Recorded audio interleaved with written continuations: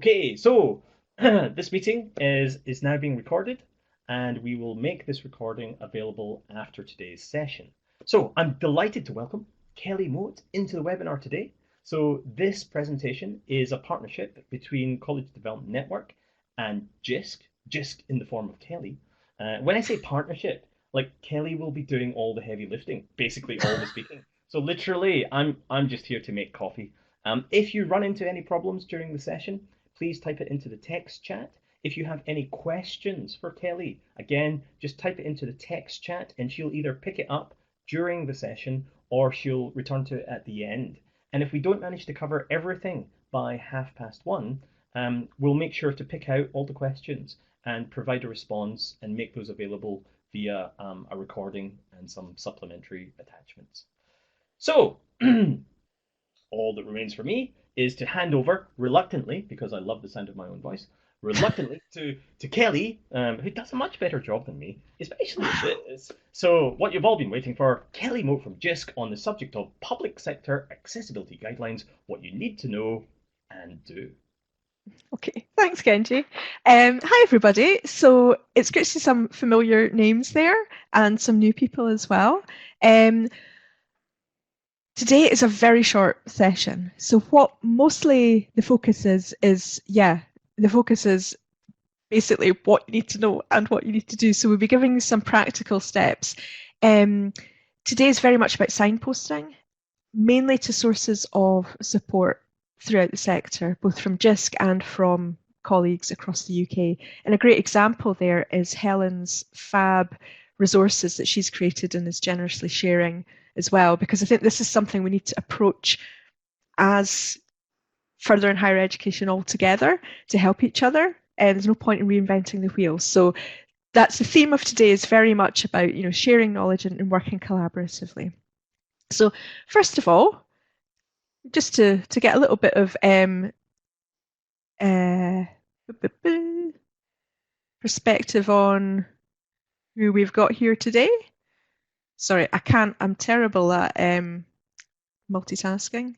There we go.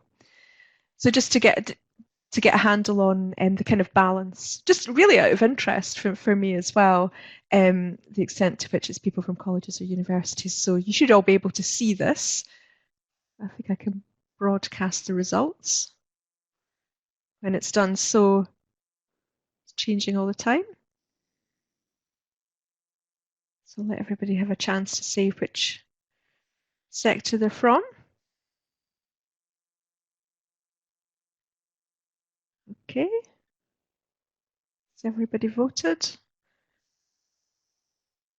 Okay, let's have a look here. Okay, so at the moment, so we've got majority university, it's looking like here today, but a good spread, and some people from other sectors as well.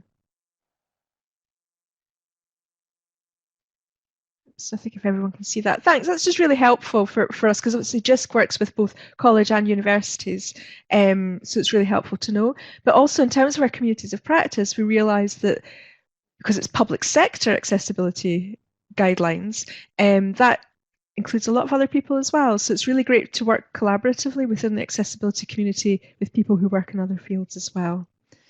So thanks for that. We'll hide that. Okay. Now this is, I promise you, my only slide that has legal sort of terminology in it. So this is the name of the regulation. This is the legislation that is prompting people to jump into action. So this piece of legislation, public sector bodies, websites and mobile applications, accessibility regulations, nice and snappy. It was an EU directive, very similar to GDPR in terms of the way it came in. So it came in as an EU directive that was then turned into UK law. And because of that, it means it's here to stay. So even with the whole Brexit situation, some people have asked, will it still be, it's an EU thing, so will it still apply? And the answer to that is yes, because it's actually UK law. It's non-devolved, again, like GDPR, so it's done at a UK level. In a nutshell, the regulations require that public sector bodies, and colleges and universities have been deemed to be public sector bodies because um, they accept public money. And there was a bit of confusion actually at the start because universities aren't entirely reliant on public sector funding, but it's been established that yes, they do come within scope now. There's two sides to this. There's the meeting of specific accessibility standards, and there's also you have to create an accessibility statement.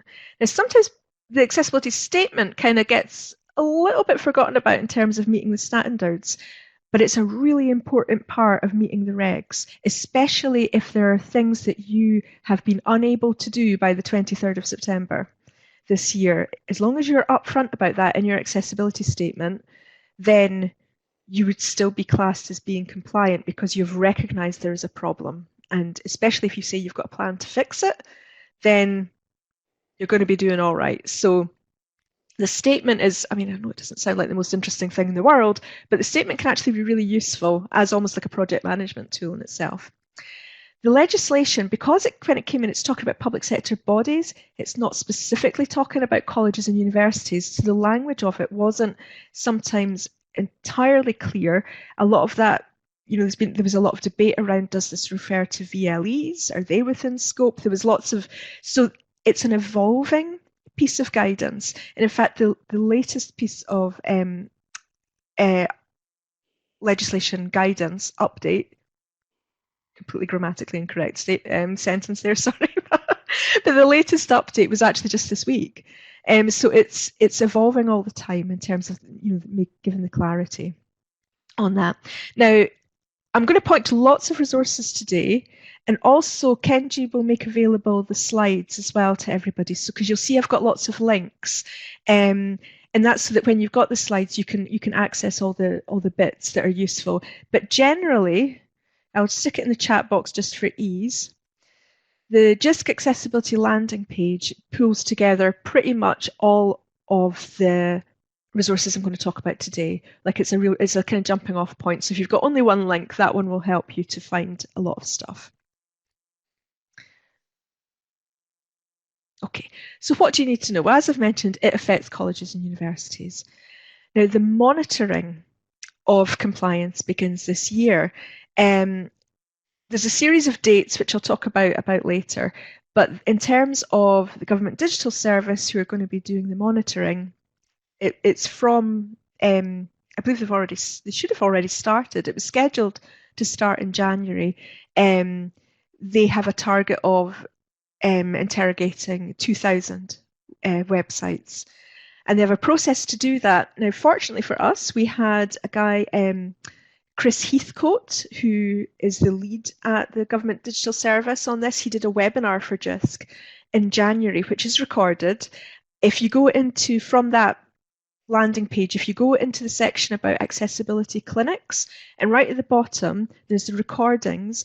And Chris is a recording of about sort of 20-minute presentation. Chris actually explained exactly how they are going to monitor, completely, sort of demystifying, this is what they're going to do.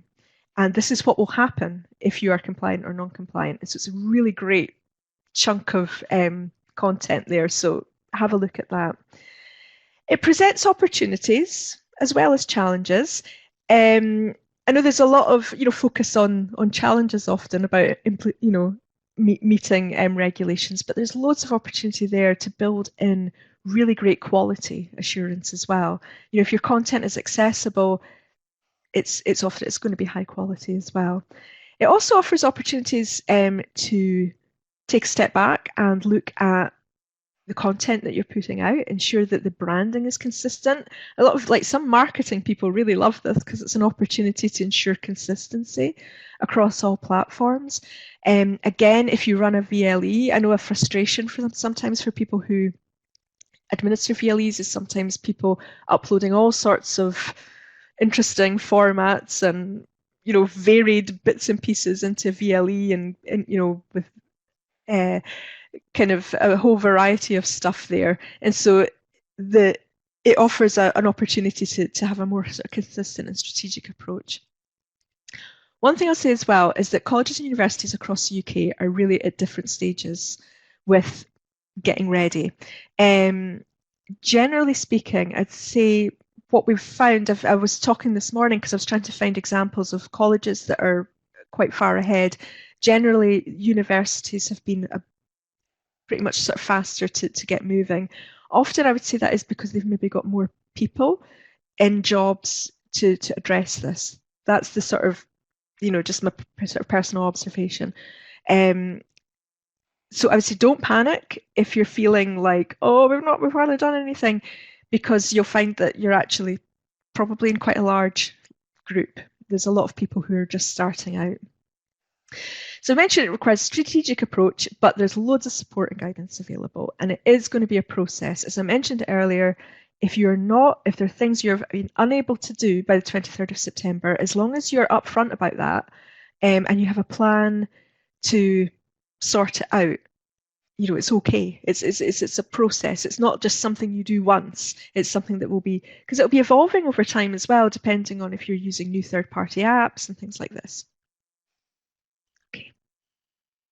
Okay, so mention what we're talking about. Websites, absolutely, definitely in scope. There was a bit of uncertainty about whether VLEs came within scope. If you look at the legislation, it talks a lot about internal websites and external websites being both being in scope. So Government Digital Service would say that a VLE is an internal website. So I think, that in all the kind of key people who are working on this legislation have said that VLEs are in scope. It's definitely safest to assume that as well. So downloadable documents, pre-recorded video content. A little sort of caveat there is it should also say new video content. So if you've got hundreds or thousands of hours of archived video content, while it's very nice if you want to make that accessible, but if you're prioritizing, basically focus on new stuff, because that's what the legislation is expecting, is that new video content, pre-recorded, not necessarily live video content, from the 23rd of September this year needs to be accessible. As a general rule of thumb, when you're prioritizing, I would say generally look at new stuff anyway. If you find you've just got this huge mountain, start looking at your new stuff rather than your archives, unless you've got archived stuff that's been used loads. Mobile apps, you've got a bit longer. They don't come within scope until next year. Also library content as well, like ebooks and things. So as I mentioned, there is a dedicated recording of a webinar about how monitoring and enforcement will happen. Government Digital Service is part of the UK Cabinet Office. They were given the responsibility to do this because they have a lot of expertise in this area. They are extremely supportive. That is their first kind of line of engagement, is actually to be supportive, to tell you what is going wrong and how you can make it better, and they will give you a chance to make it better as well. So again, a lot of people were like, oh, is it going to be like GDPR and we're just going to come into work one day and we've got a £1 million fine? You will get lots of warning and lots of opportunity to make things right. It's only if people are super resistant to accepting the GDS's guidance and support, they will be referred to the Equality and Human Rights Commission at that point. The piece of legislation that you would find yourself on the sharp end of is the Equality Act 2010, because this piece of legislation is linked to that. So that's what you would be challenged through by the Equality and Human Rights Commission. An additional risk is that if a student wishes to make a complaint about your institution using the Equality Act, this now gives a kind of extra bit of clout, and it's quite sort of black and white in a way for folks, because then they can point to your digital content, and if it's not compliant, then you're quite exposed. So there are risks, but there is also an acknowledgement that this is quite a big task, and you've not been given additional resources to do it either. So it is going to be a process. So that's the thing. I think it's healthy to have a healthy sense of urgency about this, but don't panic too much. You're going to get a chance as long as you've got the right attitude and people are working together. You're going to be okay. So in a nutshell, gosh, you need to watch my time. It's really not long at all. Content needs to be perceivable. That means your content needs to be perceivable by everybody. So if someone is blind, can they access your content in a meaningful way if they're using a screen reader? If they're deaf, can they access audio content in an alternative way, like a transcript or subtitles? Operable refers to how people engage with your website. So for instance, again, a screen reader user, they'll be using keyboard commands to access your website, not a mouse. So is your website usefully navigable using keyboards? If someone has a physical disability and is using specialist assistive technology to access their computer, can they still operate your website? It needs to be understandable. Anybody working in marketing and comms will know the importance of that anyway. That it's your key to getting into new, bigger markets. And also, it has so many wide-ranging implications if your content is clear and understandable as well. Helps to manage expectations for students. Robustness refers to the way your content displays across different browsers and on different devices like mobiles and tablets. Again, anybody would tell you, in marketing that's a real priority, because this is how people, and increasingly, especially in colleges, students are more likely to use their phone to engage with content than a laptop. Often that's more often than not, that's the only bit of tech that they own when they come to college. If you want to see the absolute specifics, it's all in the WCAG 2.1 AA. Those are the standards you're aiming towards. Now, I'm going to give you a little link here, which is to a free MOOC that is still running from edX. And it is about meeting the regs. So if anybody's looking for a quickie bit of online CPD that's free to learn about all these standards, that's where you'll find it. Okay, so we're going to focus next on just what do you need to do. As I've mentioned, don't panic, but you do need to have a healthy sense of urgency about prioritizing.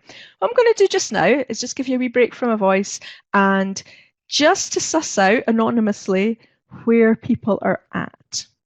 So here we go. What stage are you at?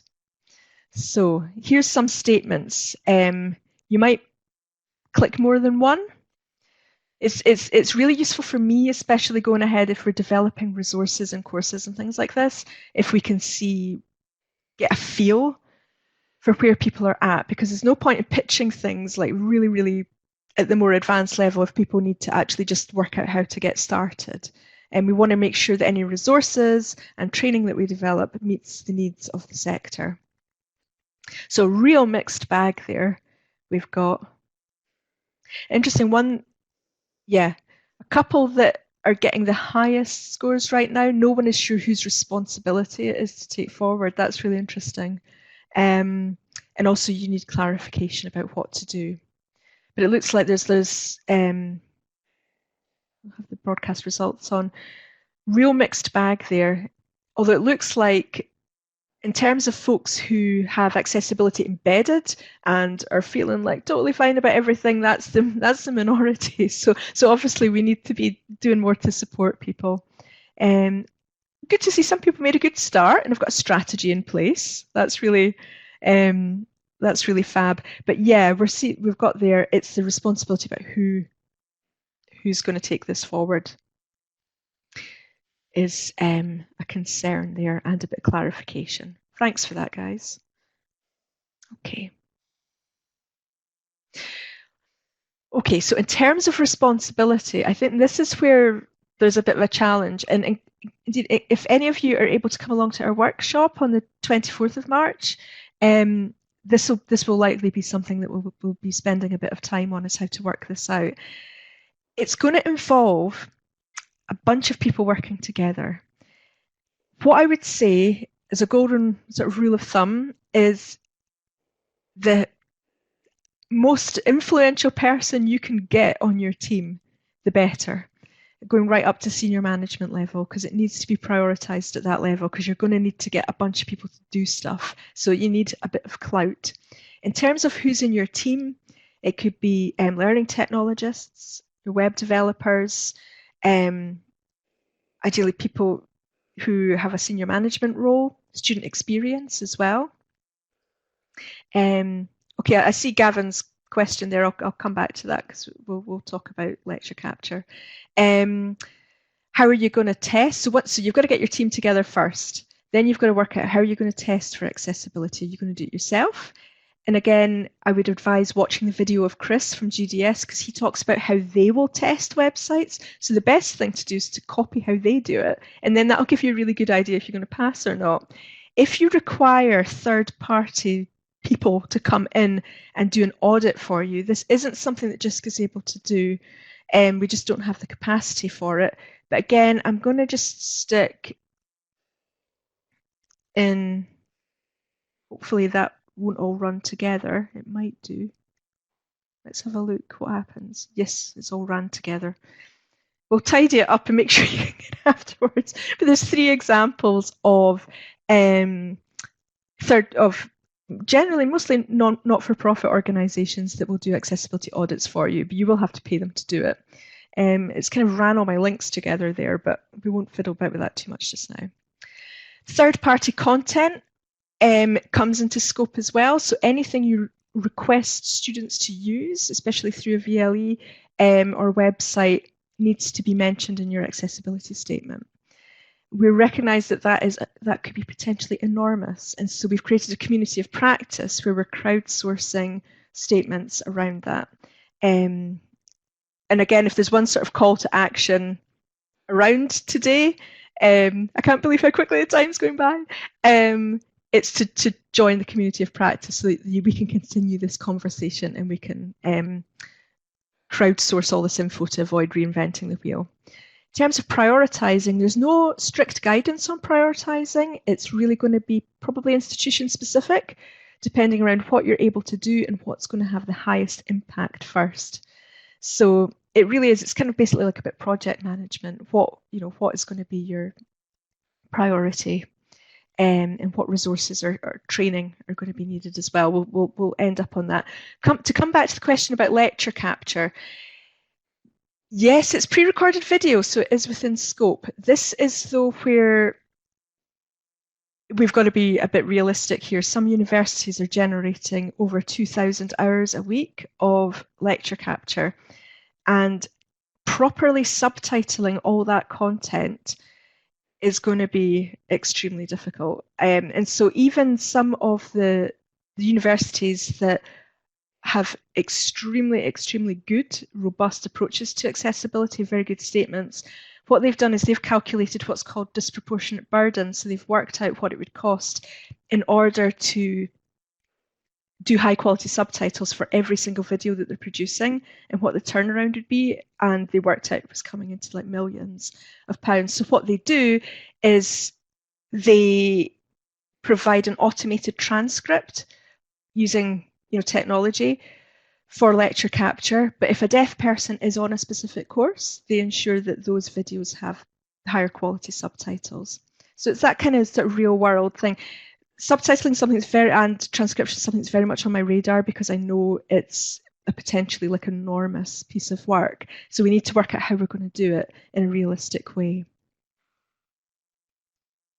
Okay, these are the deadlines to keep in mind. I won't go, because we've not got much time, I won't go into too much detail here, but this is just, we're in the what you need to know part now. So just to keep these in mind, they're on the Just landing page, so they can help you with your prioritizing. In terms of doing an accessibility statement, this is really important, and I would say the best thing to do is to look at some good ones. The GDS provides a sample one where you can kind of fill in the blanks. There's a couple of really good ones from universities there, and I've got just today, I was saying before we started, I was like, have you ever heard of Buxton and Leek College? It's in Derby, if you've never heard of it, but I've been reliably informed, oh, Kenji's already popped it there, that the Buxton and Leek College accessibility statement is one of the best ones out there for FE, so have a look at that. But they're very much working documents. It's not just something you do once, it's something where you can say, this is what we've done, this is what we know works. Then you can also be like, this is what we know doesn't work, and we're aware of that. but we're going to address it. I believe you don't actually have to put in dates about when you'll do it by, although from a project management point of view, it's probably a good idea to have a bit of a plan around that. JISC has provided also legal guidance as well. Again, you can get to it from this link when you get the slides, or from the JISC kind of jumping off page, where our legal expert, John Kelly, has done huge amounts of work pulling together, really disambiguating a lot of the legislation. Okay, now if you only do one thing today, so this whole last section, all the last part is what you need to do. I would say pick one of these things and do them, and you'll be a bit further ahead. If you only do one thing though, I would say your best bet is join the accessibility community. There's lots of different ways to do this. Our most active community thing at the moment is we've created a Microsoft Teams space that you can register to join, and within there people are sharing a lot of their content. And so if you're looking for instance, like if you're like, oh, what would be a great template to tell lecturers, look, just start using this, or what is great guidance on what people should be doing around PowerPoint, if you join the community, you'll see examples that other people have done, and they're happy for you to use those. So it involves, not duplicating work. Also, how I was mentioning earlier about this whole kind of like potential enormous bit of work that you have to include any third-party products in your accessibility statement. Now, you're not responsible for the accessibility of those products. The person who makes them is, but you have responsibility to include their accessibility statement. So what we're doing is a crowdsource approach to that.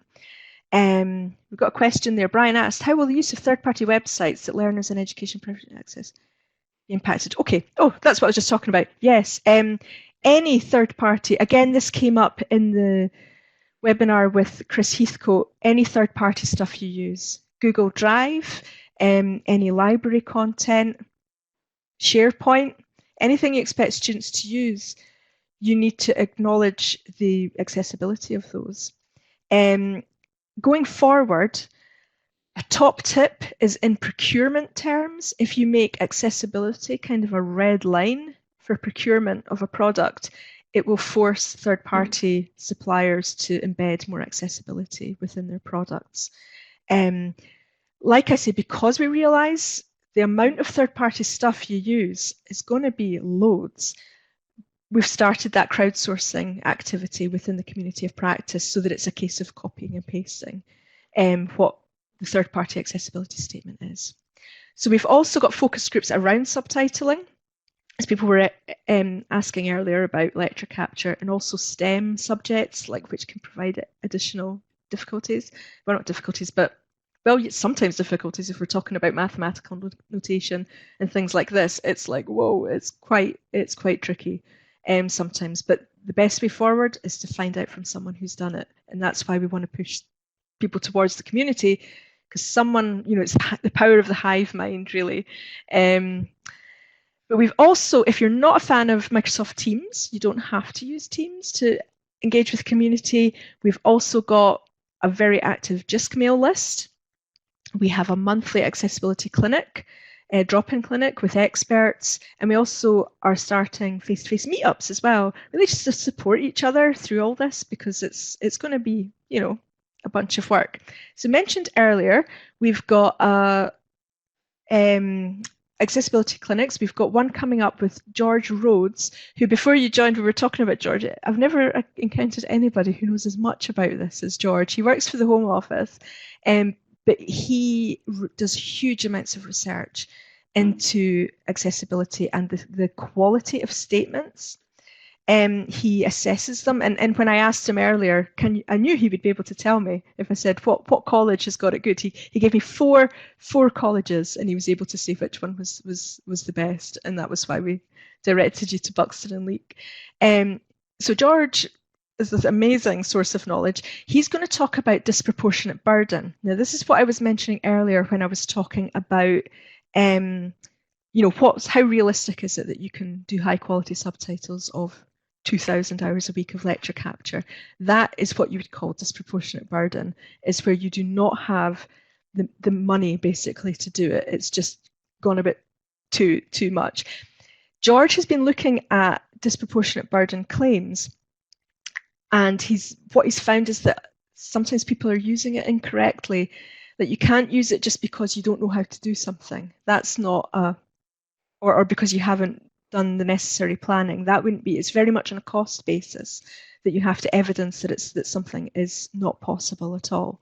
So he is going to explain that at the next accessibility clinic about how to use it appropriately and what, and when you can't use it. You're basically just going to get into trouble if you claim disproportionate burden for something that in an inappropriate way. So that's what he's doing. So that's on the 4th of March.